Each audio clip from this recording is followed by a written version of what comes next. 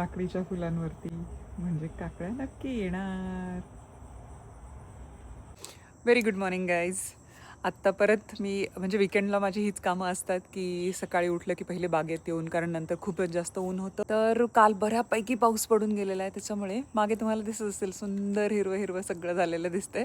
पण त्याच्या मागे काकडीचं जी वेल आहे ना, त्या सगळ्या अशा जमिनीवर पसरलेल्या आहेत, कारण मागच्या आठवडाभरामध्ये मला जमलं नाही. पण आज मात्र त्याची थोडीशी छाटणी करून आणि ती जी नेट आहे ना, तर त्याच्यावरती त्या चढवून द्यायच्या आहेत. इथे टायरमध्ये लावलेले पण ना काकडीची रोपं इथे छान आलेली आहेत. कात्री त्याच्यामुळेच हातात आहे माझ्या. आणि इथे हे बटाट्यांचं मी लावलं होतं. मिरचीची या टायरमध्ये मी मिरचीची रोपं लावली होती, पण ती काही आली नाहीत. पण मग बटाटा होता एक माझ्याकडे कोंब आलेला.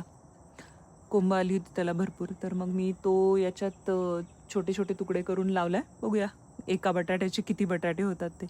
आणि याच्यातही काकडीचे आहेत.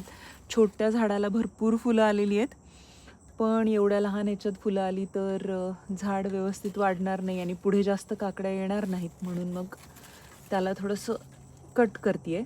फार काही मला माहिती नाही आहे. तुम्हाला काही माहिती असेल तर प्लीज कॉमेंटमध्ये सांगत जा मला की काय काय करू शकते, किंवा खत कुठलं वापरायचं असेल, घरातल्याच गोष्टी त्या तुम्हाला काही माहिती असतील तर त्या मला कॉमेंटमध्ये नक्की नक्की सांगत जा.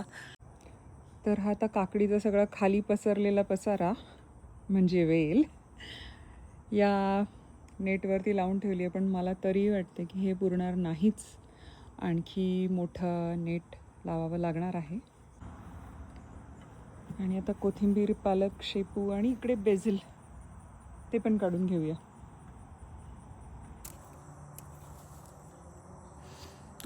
कोथिंबीरीचा फार मस्त वास, फ्रेश कोथिंबीर.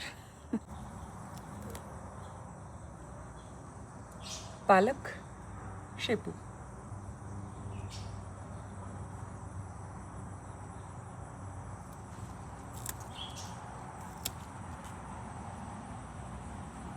काही पालकाची पानं तर एवढी मोठी मोठी आली आहेत. हे बेझिल, तर हे ना ड्राय करून ठेवणार आहे मी, कारण पूर्ण वर्षभर फार काही मिळत नाही ते. आणि बेझिल असं सँडविचेसमध्ये, पिझ्झामध्ये छान लागतं. तर हे आहे आजचं माळवं. हिरवीगार कोथिंबीर, मस्त लुसलुशीत शेपू आणि पालक.